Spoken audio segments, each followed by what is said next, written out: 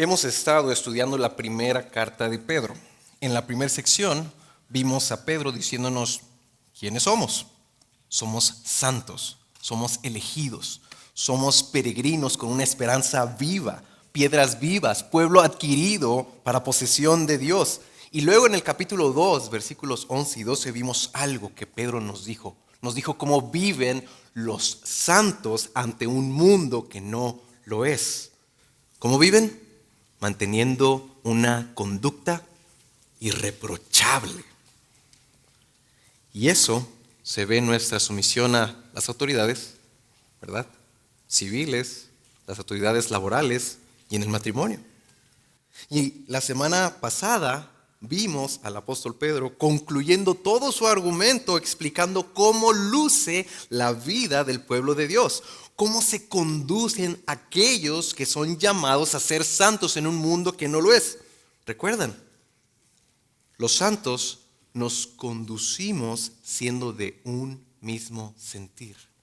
Los santos somos compasivos, los santos somos fraternales unos con otros, hermanos y hermanas, somos misericordiosos y humildes. Así lucen los santos. Más aún, los santos no devolvemos mal por mal, sino que cuando nos tratan mal, bendecimos, hacemos el bien. Los santos somos de bendición porque fuimos llamados a ser bendición. Los santos refrenamos nuestra lengua, hacemos el bien y buscamos la paz. Y la seguimos. En otras palabras, Pedro nos ha mostrado cómo lucen vidas que están siendo transformadas por el poder del Evangelio. Y el propósito es exaltar a Cristo y es reflejar a Cristo viviendo como santos en este mundo que no lo es. Pero ahora surge una pregunta inevitable. ¿Qué pasa cuando vivir así te cuesta? ¿Qué pasa cuando hacer el bien no es recompensado, sino atacado? ¿Qué pasa cuando en lugar de paz encuentras oposición, rechazo e incluso sufrimiento? Porque seamos honestos, en un mundo caído, vivir como Pedro acaba de describir no siempre va a producir aplausos. Muchas veces lo que produce es rechazo. Muchas veces produce incomodidad. Muchas veces produce oposición y hasta terrible sufrimiento. Y es ahí donde Pedro nos lleva ahora. No es un nuevo tema, sino a la siguiente pregunta lógica. ¿Cómo viven aquellos que son llamados a ser santos, nosotros, cuando hacer el bien trae sufrimiento? Y la respuesta de Pedro no es, huyan, evítenlo, tengan cuidado. La respuesta de Pedro es, no teman, santifiquen a Cristo como Señor en sus corazones, y nos describe cómo responden los santos cuando les preguntan por su esperanza. Así que yo quiero pedirles que nos pongamos de pie para leer nuestro texto el día de hoy. Primera de Pedro, capítulo 3, versículos 13 al 17. Versículo 13 dice: ¿y quién les podrá hacer daño a ustedes si demuestran tener celo por lo bueno? Pero aun si sufren por causa de la justicia, dichosos son. Y no tengan miedo por temor a ellos, ni se turben, sino santifiquen a Cristo como Señor en sus corazones, estando siempre preparados para presentar defensa ante todo el que les demande razón de la esperanza que hay en ustedes. Pero háganlo con mansedumbre y reverencia, teniendo buena conciencia, para que en aquello en que son calumniados sean avergonzados los que hablan mal de la buena conducta de ustedes en Cristo. Pues es mejor padecer por hacer el bien, si así es la voluntad de Dios, que por hacer el mal. Pueden tomar sus lugares. Que el Señor bendiga la predicación de su palabra. El título de este mensaje bien podría ser ¿Cómo sufrir bien? Pero lo que quiero que tú te lleves a tu hogar, lo que quiero que te lleves a tu corazón, y el título de este mensaje es Santifiquemos a Cristo como Señor. Santifiquemos a Cristo como Señor. En lo que acabamos de leer, Pedro nos da dos mandatos, nos da dos imperativos y luego desarrolla una descripción que muestra cómo se ven aquellos que viven aplicando esos imperativos, esos mandamientos. Así que vamos a ver nuestro mensaje así, en 3 puntos. Y el primer punto es: no temas al sufrir por hacer el bien. Pedro está haciendo una pregunta retórica cuando él dice: ¿quiénes podrá hacer daño a ustedes si demuestran celo por lo bueno? Pedro está diciendo que en sentido general, tú recibes lo que tú das. Si das insultos, recibes insultos. Si decides hacer lo bueno, regularmente recibes lo bueno. Y por eso cuando pregunta ¿quién podrá hacerles daño a ustedes si demuestran tener celo por lo bueno? La respuesta es que en última instancia nadie puede hacerles un daño verdadero, un daño final y permanente. Solo que inmediatamente después, como leímos, Pedro dice: pero aún si sufren, aún si sufren por causa de la justicia, dichosos son. Entonces, ¿qué está diciendo aquí Pedro? Que la realidad inevitable en un mundo caído es que sí va a haber sufrimiento si tú haces el bien. Los lectores del tiempo de Pedro estaban experimentando justo eso. Todavía no estaban sufriendo una persecución por parte del Estado, una persecución oficial y sistemática, pero lo que sí estaban experimentando era una presión social constante y real por su fe en Cristo.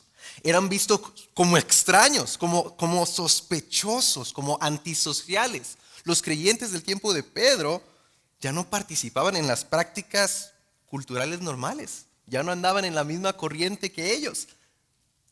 Se hablaba mal de estos creyentes públicamente. Se les marginaba, incluso se les acusaba injustamente. Y todo se debía a una cosa: que eran celosos por hacer lo bueno porque habían decidido seguir a Cristo. Habían puesto su fe en Cristo. Eso no es diferente a nuestros días. Este mundo rechaza, se burla, se opone a aquellos que son celosos por hacer lo bueno, por honrar a Cristo, aun si eso les cuesta. Y por eso Pedro nos dice: si mostramos celo por lo bueno en este mundo caído, sufriremos. Y yo quisiera preguntarte antes de continuar: ¿eres tú celoso por lo bueno? ¿Se distingue tu vida porque eres celoso por hacer el bien? Los que están a tu alrededor te consideran como alguien que está sinceramente comprometido con hacer el bien por Cristo. ¿En tu hogar te ven así? ¿Tu esposa? ¿Tu esposo? ¿Tus hijos? Pero volviendo con Pedro, Pedro quiere animarnos dándonos la interpretación divina del sufrimiento por causa de la justicia en este mundo. ¿Cómo dijo Pedro que Dios llama a aquellos que sufren por hacer el bien? Los nombra dichosos, aventurados. ¿Cómo es eso? La palabra que está usando aquí Pedro es aventurado, afortunado, favorecido, bendito, privilegiado por sufrir, por causa de la justicia. Pedro, él tiene que explicarnos por qué dice eso. ¿Por qué dice que si yo hago lo bueno y luego sufro, soy privilegiado? Porque a primera vista eso no parece tener mucho sentido. ¿Cómo que dichoso? ¿Cómo que bienaventurado? Seguramente Pedro está recordando las palabras de Jesús en el Sermón al Monte. Mira lo que dice Mateo capítulo 5 versículos 10 al 12. Dice: bienaventurados aquellos que han sido perseguidos por causa de la justicia, no por la justicia, por causa de la justicia. Pues de ellos es el reino de los cielos. Bienaventurados serán ustedes cuando los insulten y persigan y digan todo género de mal contra ustedes falsamente por causa de mí. Y el versículo 12 dice, regocíjense y alégrense. ¿Por qué? Y ahí dice, porque la recompensa de ustedes en los cielos es grande, porque así persiguieron a los profetas que fueron antes que ustedes. Pero si somos honestos, no siempre recordamos esto. Y a nadie nos gusta sufrir. Y cuando experimentamos esa oposición por parte del mundo, ese rechazo, lo natural al viejo hombre, lo natural al remanente de pecado en nuestro corazón es responder con miedo, con temor al mundo, con temor al hombre, temor al qué van a decir de mí, qué van a pensar de mí, qué van a hacer conmigo y mi reputación. Y por eso Pedro, que ya pasó tiempo recordándonos nuestra nueva identidad en Cristo, que tenemos vida nueva en Cristo, que hemos nacido de nuevo a una esperanza viva en Cristo, dice, no les tengan miedo, no tengan temor. Eso dice el versículo 14. No tengan miedo por temor a ellos, ni se turben. Y quizás algunos pensemos, es más fácil decirlo que hacerlo. Pero entonces Pedro les da el antídoto para desplazar el temor al hombre de nuestro corazón. Y es que Pedro está citando algo aquí que se encuentra en Isaías capítulo 8, versículo 12 al 13. Y el contexto de ese pasaje de Isaías que ahorita vamos a leer es que el pueblo de Judá, el pueblo de Dios, está cayendo en pánico ante amenazas políticas de Siria. Y el pueblo está lleno de miedo, de temor, y entonces Dios dice esto y lo escribe Isaías. Vamos a leer Isaías 8, 12.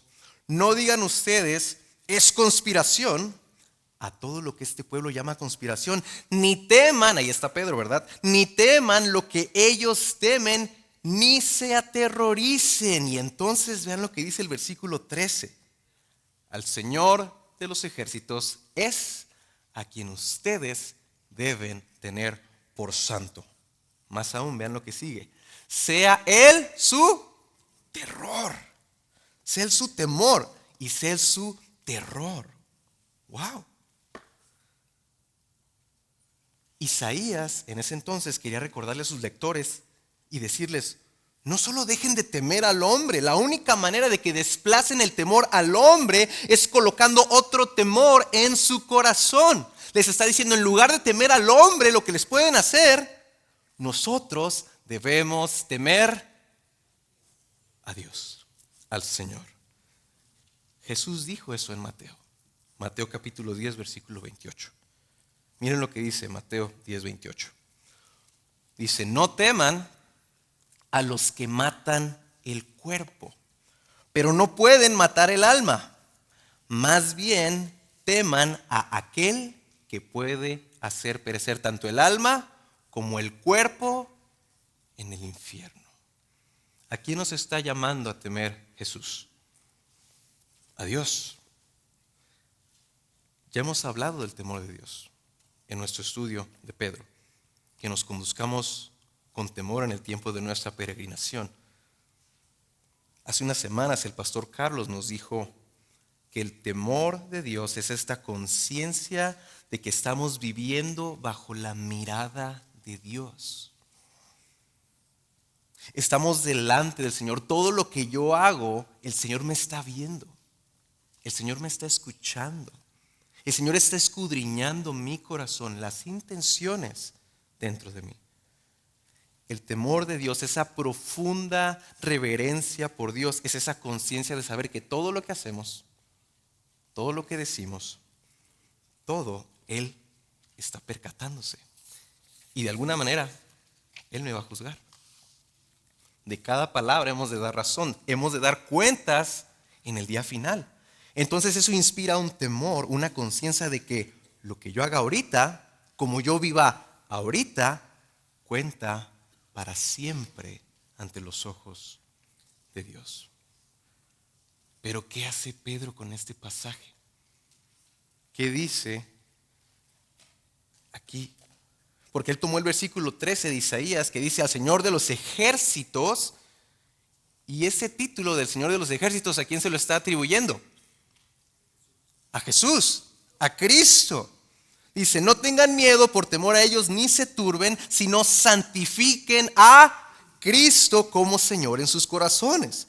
Pedro está diciendo, ese Señor de los ejércitos, ese es Cristo. Y nos da un segundo imperativo que es nuestro segundo punto. Ya dijo, no teman, pero va a desplazar ese temor al hombre a decir, santifiquen a Cristo como Señor en sus corazones. Y ese es nuestro segundo punto. Pero ¿qué significa eso? ¿Qué significa esa frase de santifiquemos a Cristo como Señor en nuestros corazones? Si se fijan, Pedro no dijo aquí, teman a Cristo como Señor en su corazón. Él usó otra palabra, usó la palabra santifiquen. Y es que lo que está haciendo Pedro es que está redirigiendo, aclarando, expandiendo lo que es el temor a Cristo al usar este término que es santificar. Nosotros ya hemos visto qué significa la palabra santificar. Santificar tiene que ver con consagrar, con separar, con apartar, tomar algo y ponerlo aparte como algo único, ¿verdad? No se le trata igual que todos los demás. Me acuerdo que el pastor Carlos nos daba el ejemplo de una taza que nadie más podía usar. Era única esa taza, estaba apartada, consagrada. Bueno, eso, cuando tú consagras algo, revela que ese algo tiene un valor distinto, un valor mayor. Eso es algo que amamos. Entonces, santificar a Cristo como Señor en nuestros corazones, ¿qué significa?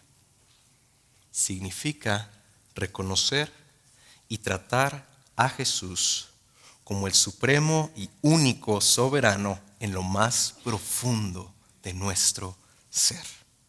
Es ponerlo por encima de nuestros temores, de nuestros deseos, por encima de la opinión de otros. Es reconocerlo de tal manera que su autoridad, su valor, su belleza gobiernan mis pensamientos, mis emociones, mi voluntad. Lo que yo amo gobierna lo que yo decido. Santificar a Cristo como Señor tiene que ver con verlo realmente como Él es. Es rendirnos a Él, confiar en Él y obedecerle como aquel que es completamente suficiente, completamente poderoso, completamente digno de que todo mi corazón, todo mi amor, toda mi reverencia, toda mi sumisión, toda mi vida sea de Él. ¿Tú ves a Cristo así? Personalmente, creo que a veces el mundo nos ha vendido la imagen de un Jesús que solamente es como bien bonito, un Jesús bien tierno, un Jesús bien amable, bien comprensivo, como bien bonachón. Y Jesús sí es humilde y manso, como vamos a ver más adelante. Pero se nos olvida a veces cuál es el retrato bíblico del Cristo glorificado que derrotó la muerte. ¿Sabes cómo retrata el libro de Apocalipsis a Cristo? No lo retrata en debilidad, lo retrata como alguien con ojos que son como llamas de fuego. Un rostro que brilla como el sol en toda su fuerza, que su voz es como el estruendo de muchas aguas. Juan, el escritor de Apocalipsis, dice que cayó como muerto ante Él. Ese es el Cristo, el Señor, a quien tú y yo adoramos. es el mismo que dijo, toda autoridad me ha sido dada en los cielos y en la tierra. Es el mismo que dijo, yo soy el alfa y la omega, el principio y el fin. Es el mismo que va a regresar a juzgar como un rey, como un juez, la tierra. Que todo ojo le verá. Y que las naciones, en lugar de celebrar, van a temer. Van a lamentarse porque va a venir a juzgar con justicia, porque de su boca sale una espada de dos filos. Es aquel delante de quien toda rodilla se postrará y toda lengua confesará que Jesucristo es Señor. Ese es nuestro Señor. Ese es Cristo. Es el mismo que dijo, ¿por qué me dicen Señor, Señor? Y no hacen lo que yo les digo. Es el mismo que demanda toda nuestra vida si queremos seguirles. Es el mismo que dijo, ¿quieres ser mi discípulo? Niégate a ti mismo. Toma tu cruz y sígueme. El que ama a padre o madre más que a mí no es digno de ser mi discípulo. Y sabemos que no está diciendo que odiemos a nuestros padres, pero dice, el amor que ustedes tienen por mí debe ser superior, muy superior a todo lo demás. Ese es el Cristo como Señor que tú y yo necesitamos santificar en nuestro corazón. Santificar a Cristo como Señor no es solamente que cantemos o que digamos Jesucristo es el Señor y después vivir nuestras vidas como nos plazca. Es el mismo que demanda toda nuestra vida. Es el que quiere gobernar nuestro corazón. Y por eso Pedro, antes que empezar a hablar afuera en el mundo, de santificar en el mundo a Cristo, ¿qué hace? Santifiquen a Cristo como Señor en sus corazones. Porque empieza desde aquí. No afuera. Empieza aquí. Es honrar a Cristo como tu Señor desde tu corazón. Y aquí es donde no es fácil predicar esto, porque yo soy el primero que necesita crecer en esto. Pero yo quiero preguntarte, ¿santificas a Cristo como tu Señor en tu corazón, en tu trabajo, en tu familia, con tu esposa, con tus hijos? Ahora que van a empezar los grupos de casa, en tu grupo de casa es evidente que Jesús es el Señor en tu corazón. Piensa por un segundo, ¿qué cambiaría hoy en tu vida si vivieras consciente de que Cristo, como sí está siempre presente ahí junto a ti, con ojos de fuego, con rostro más fuerte que el sol? Cristo siempre está con nosotros. Pero si lo hubieras sentado ahí contigo, con la gente con la que te sientes cómodo, en confianza, ¿dirías todo lo que dices? ¿Usarías ese tono áspero con tu esposa? ¿Contarías los mismos chistes? ¿O dirías chismes? ¿Hablarías mal de las personas? ¿Usarías malas palabras si te dieras cuenta? Aquí está el Cristo, el Señor, el resucitado, el juez de toda la tierra. Cristo conoce cada pensamiento, pero si los hiciera visibles ahora mismo, ¿te sentirías tranquilo? ¿Es Cristo el Señor sobre cómo piensas? ¿Sobre hacia dónde se dirigen tus pensamientos? En las decisiones que estás tomando, si Cristo te hablara audiblemente, ¿sí harías lo mismo?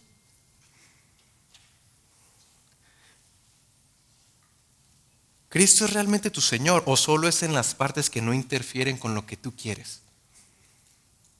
Si en este momento vieras a Cristo tal como es, no como lo imaginas, sino como el Señor glorificado, ¿Qué cosas en tu vida quedarían inmediatamente como fuera de lugar? Esas cosas que vinieron a tu mente es exactamente el lugar donde Cristo no está siendo santificado como tu Señor.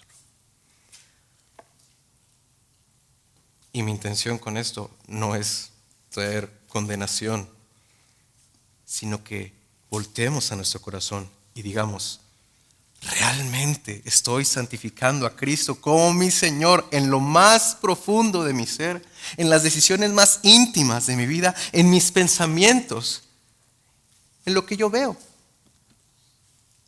en el celular? Cuando nadie me ve, cuando nadie está detrás de mí, ¿Cristo es Señor? Y entonces, ¿cómo lo hacemos? ¿Cómo crecemos en esto? Y aquí las buenas noticias son que necesitamos a Dios para poder santificar a Cristo como Señor en nuestro corazón. Porque para que yo valore a Cristo como Señor, para que yo lo honre como Él se merece, para que yo esté dispuesto a sufrir por obedecerle, por ser yo celoso por hacer el bien, por ser santo como Él es santo, lo primero que yo necesito hacer, ¿saben qué es? Verlo a Él como Él es. Yo necesito el Espíritu Santo para que me muestre a Cristo. Así que, ¿qué hacemos? Pedimos: Señor, muéstrame a Cristo, muéstrame su gloria, muéstrame su señorío, muéstrame su autoridad, muéstrame cuán glorioso es Él, muéstrame que solamente Él satisface, muéstrame que Él es lo más importante. Permíteme ver la gloria de Cristo. ¿Y dónde nos muestra el Espíritu Santo cómo es Cristo? ¿Dónde? Aquí. ¿Y qué hacemos? Tomamos la palabra del Señor y la meditamos y le pedimos: Señor, abre mis ojos para que yo pueda ver cuán glorioso es Cristo, cuán supremo es Él, que yo pueda ver en tu palabra que Él es el incomparable tesoro que Él es. Y confieso delante del Señor: Señor, perdóname, hay cosas en mi vida que han tomado tu lugar. Hay cosas que no sé por qué han brillado más delante de mí que tú. Hay cosas que han estado compitiendo en mi corazón por tu señorío. Puede ser mi comodidad, mi reputación, mi apariencia física, mis amistades, mis deseos, mis planes, mis secretos. Puede ser el cómo me ven los demás. Puede ser el temor a lo que va a pasar. Puede ser la incertidumbre del futuro, quizás en este mundo caído. Puede ser el temor al hombre, simplemente. Pero nadie es más digno que tú.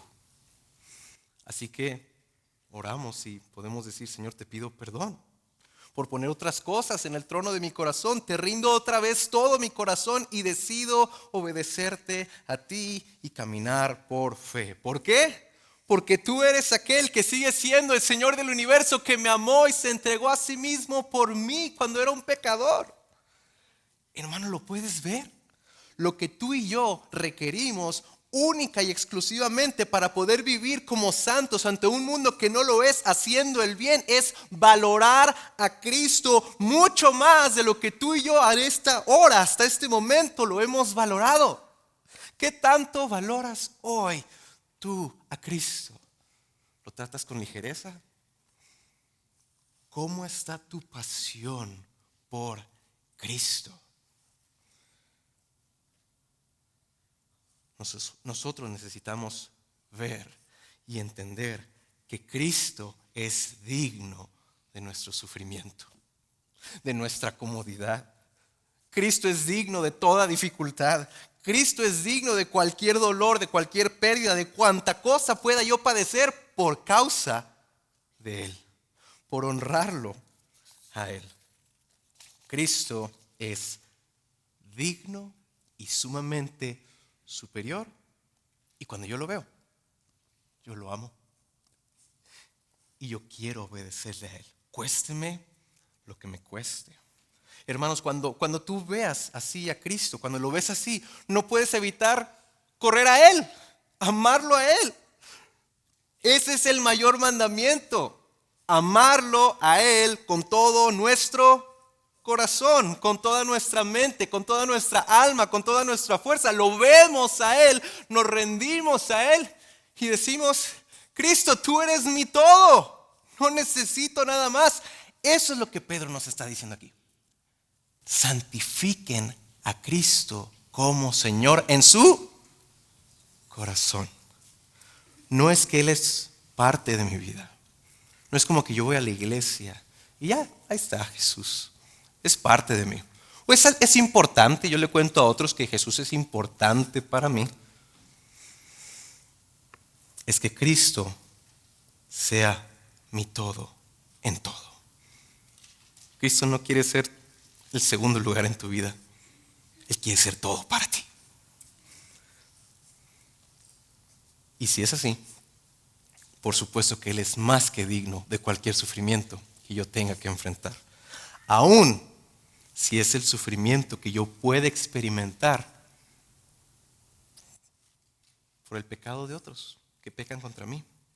Incluso cuando el Señor me llama a obedecerlo y dentro de mí un enemigo interno me dice: desobedece al Señor, haz lo que tú quieras, nadie te va a ver. Yo puedo decir: no lo voy a hacer porque yo amo a Cristo. Yo voy a hacer esto porque yo amo a Cristo. Él es lo más valioso para mí. ¿Y saben qué pasa? Cuando hacemos lo bueno, cuando hacemos lo justo, cuando hacemos lo que es la justicia, lo que es recto, aún a costo del sufrimiento, ¿qué pasa con el mundo alrededor de nosotros? Eso llama la atención. Dicen: ¿por qué esta persona sufre por hacer lo bueno? No tiene sentido. Y ese es nuestro punto número 3. ¿Cómo se ve nuestra vida al santificar a Cristo como Señor? Las personas van a ver: ¿por qué te aguantas ante la injusticia? ¿Por qué si tu esposo es áspero, tú eres amable y gentil con él? ¿Por qué si el jefe te obligó a trabajar en tu día libre, no te quejas ni murmuras contra él? ¿Por qué si un policía, un tránsito se portó prepotente contigo sin tú haber roto la ley, lo respetas y lo honras y le hablas con amabilidad y con reverencia? ¿Por qué cuando en la escuela se burlan de ti porque no dices groserías o no ves cosas incorrectas, no te vengas o los maltratas? ¿Por qué cuando hacen acusaciones falsas de ti en tu trabajo, no respondes igual? ¿Por qué aún si tu esposo te fue duro contigo, tú lo perdonas? ¿Por qué? Y todas esas preguntas están preguntando a una sola cosa. Es una pregunta. Todas esas preguntas quieren saber una cosa. Están diciendo: dime, ¿cuál es tu esperanza? ¿Cuál es? ¿Por qué haces lo que haces? ¿Por qué aguantas? ¿Por qué soportas? Y por eso tú y yo, como dice el versículo 15, debemos estar preparados para dar respuesta, para presentar defensa, porque la respuesta es tan gloriosa que no podemos conformarnos con decir un breve: es que soy cristiano, asumiendo que la otra persona conoce la altura, la profundidad, la anchura, la longitud de la esperanza que ya es tuya por Cristo Jesús. Pedro nos dice: estén preparados para presentar defensa ante todo el que les demande razón de la esperanza que hay en ustedes.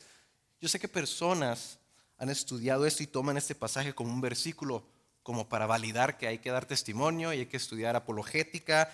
Y dado el contexto de este pasaje,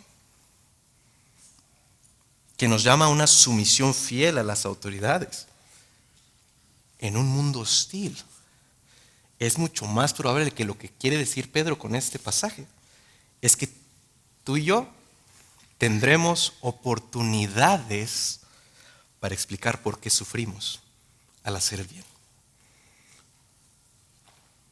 Está explicando por qué tenemos celo por hacer el bien al costo de perder algo, sea nuestra reputación, aún nuestro sueldo, nuestro orgullo. Si vivimos como santos que tienen celo por lo bueno y sufrimos por ello, las personas se van a estar preguntando, ¿cómo es que soportan con paciencia y perseverancia ante estas decisiones injustas, ante estos maltratos? ¿Cómo soporta esta persona que está actuando bien y lo tratan mal? Y si estamos santificando a Cristo como Señor en nuestro corazón, si Él es nuestro todo en todo, no tendremos la expectativa de un mejor trato del que el mundo le dio a Cristo Jesús. ¿Cómo trató el mundo a Cristo? Lo rechazó. Y Él fue el completamente justo. ¿Esa es tu esperanza entonces? ¿Sufrir por hacer el bien? No exactamente.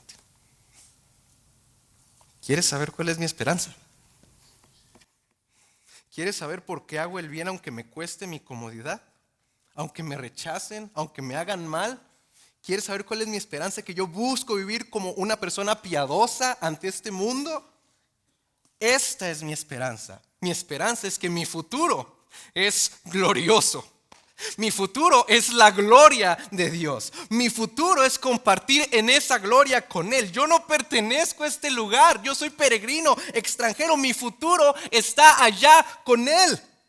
Mi futuro es ese lugar que Él ha preparado donde no hay más dolor, no hay sufrimiento, no hay enfermedad, no hay injusticia, no hay cansancio, no hay debilidad, no hay flaqueza, no hay depresión, no hay tristeza, no hay sufrimiento ya. No hay dudas. No hay muerte. Esa es mi esperanza. Mi futuro es una herencia incorruptible, inmaculada, que no se marchitará, reservada en los cielos.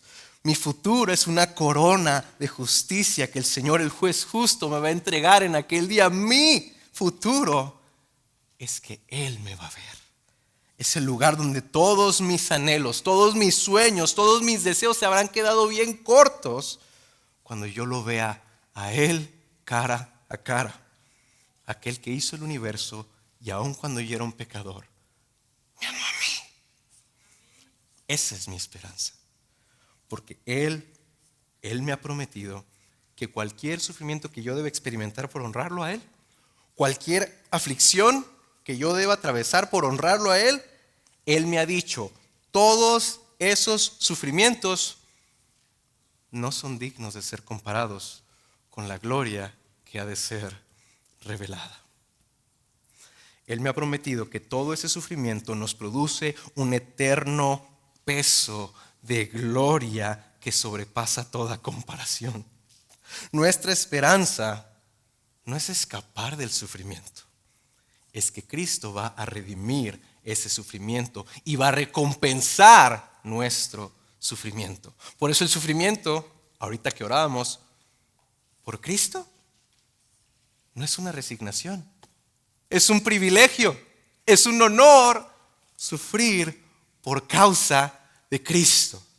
Pero por eso necesitamos ver a Cristo como nuestro todo. ¿Y por qué está ese futuro seguro? Porque fue comprado con la mismísima sangre de Cristo Jesús, derramándola en la cruz por ti y por mí. Aquel que nos amó y se entregó por nosotros, y cuya muerte y cuyo sufrimiento fueron vistos por Dios Padre, quien fue complacido por su sacrificio y lo resucitó. Y por esa muerte, por esa resurrección, ¿qué le pasa a tu esperanza? ¿Está titubeante? ¿Se puede deshacer? ¿Se puede perder? No, es firme, inconmovible. Nada ni nadie, lo cantamos ahorita, ¿verdad? Ningún poder ni fuerza habrá que de su amor me arrancará. Hasta que venga Él por mí, en su poder firme estaré. ¿Por qué tenemos esa esperanza tan segura? ¿Por qué podemos confiar en el sufrimiento que tenemos algo mejor? ¿Por qué? Porque Cristo es Señor, porque Él venció la muerte, porque Él resucitó. Nada nos va a arrancar la promesa que Él nos dio. Amén. Él es Señor. Él no tiene rivales. Por lo tanto, mi sufrimiento ahorita por hacer el bien, cualquier cosa que yo deba sufrir por seguirlo a Él, por obedecerlo a Él, vale la pena. Vale la pena. Lo que tengas que perder por honrar a Cristo, vale la pena. Esa es nuestra esperanza. Por lo tanto, hermano o hermana, tu esperanza incluye que todo lo que estés sufriendo por honrarlo a Él, por serle fiel, tu esperanza es que Dios no lo olvida.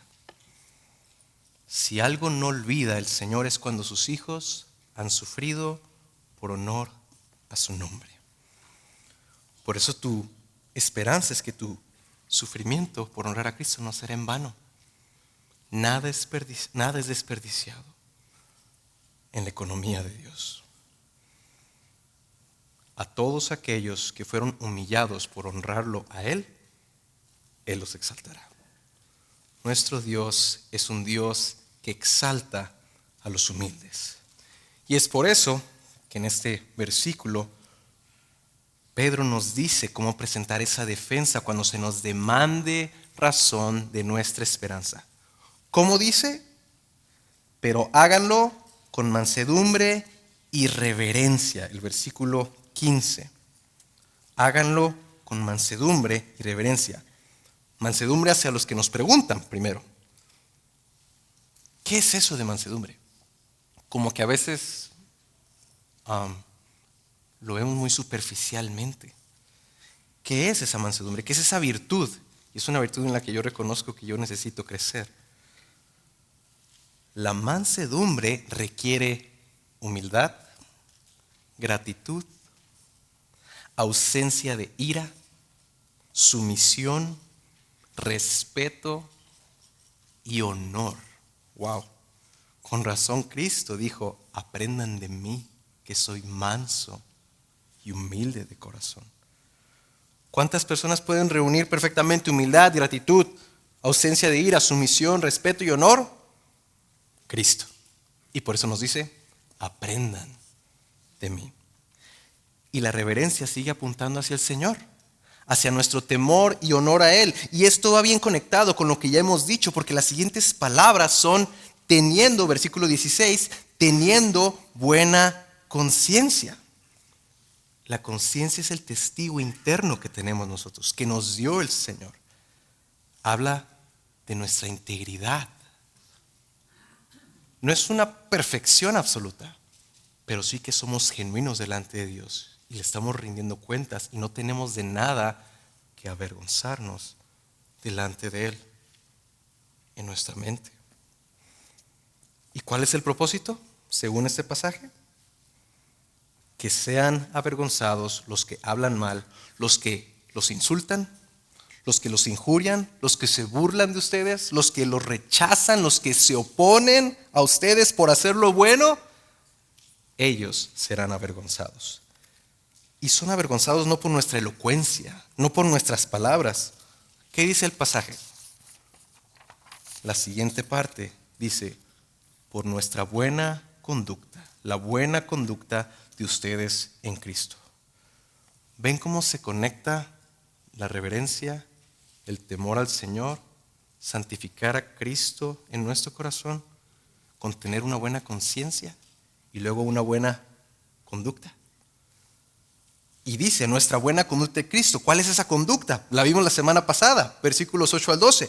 Siendo compasivos, siendo misericordiosos, siendo humildes, siendo sumisos a las autoridades, siendo irreprochables, absteniéndonos de pasiones carnales, celosos por lo bueno, fervientes por hacer buenas obras. Esa es la manera de vivir de aquellos que son llamados a ser santos en un mundo que no lo es. Y entonces Pedro vuelve a lo que ya ha dicho antes. Versículo 17.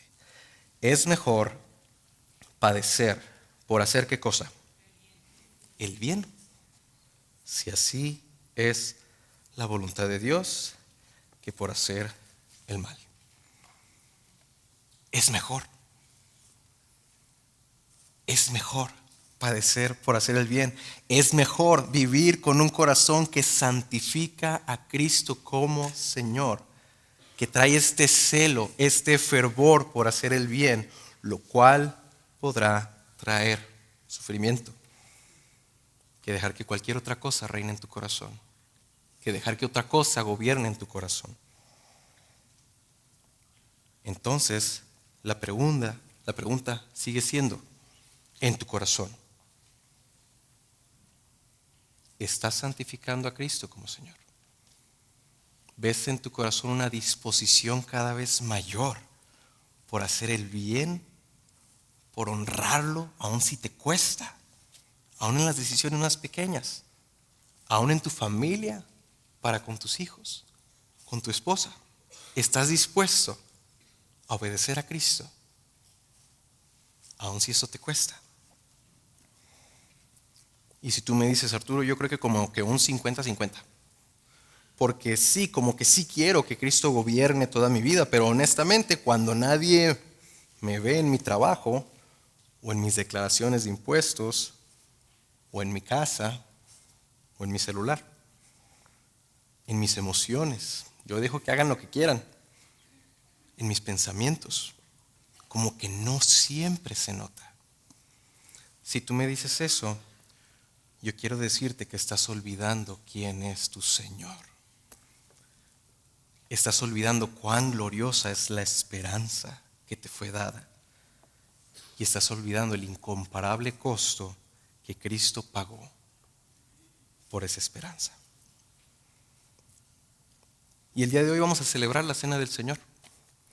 Y es muy apropiado porque la Cena del Señor lo que nos llama es a no olvidar, sino a recordar. Y antes de tomarla, yo creo que es bueno que reconozcamos que quizás no hemos santificado a Cristo como Señor en nuestro corazón. ¿Cómo está hoy tu corazón delante de Cristo?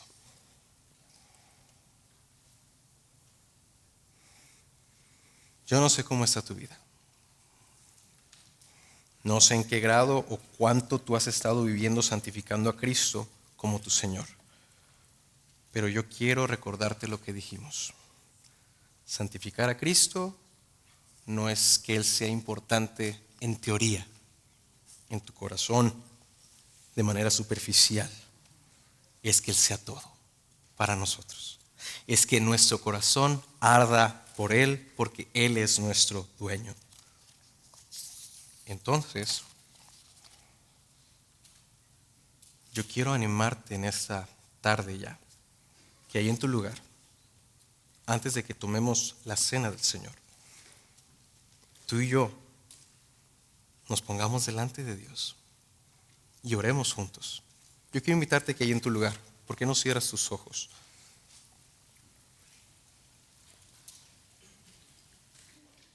Y si tú, como yo, reconoces, yo podría santificar mucho mejor a Cristo como Señor en mi corazón, en mi diario vivir. Yo quiero animarte a que tú ores ahí en tu lugar. No sé cómo fue tu semana. No sé cuánto estás valorando a Cristo. No sé si te has olvidado de Cristo y el glorioso valor que Él es. Pero yo quiero animarte ahí en tu lugar que le pidas al Señor, Señor, yo quiero santificarte en mi corazón.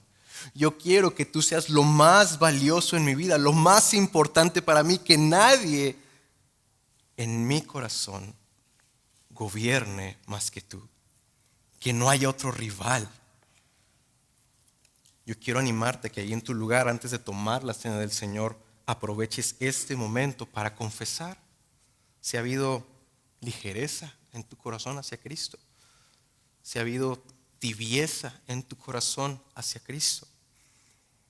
No en condenación, Cristo ya pagó por tu pecado, pero si hablamos de tener una buena conciencia, tú sabes que aunque el Señor ya te perdonó, tú eres el que necesita, por tu conciencia, reconocer ante el Señor tu pecado.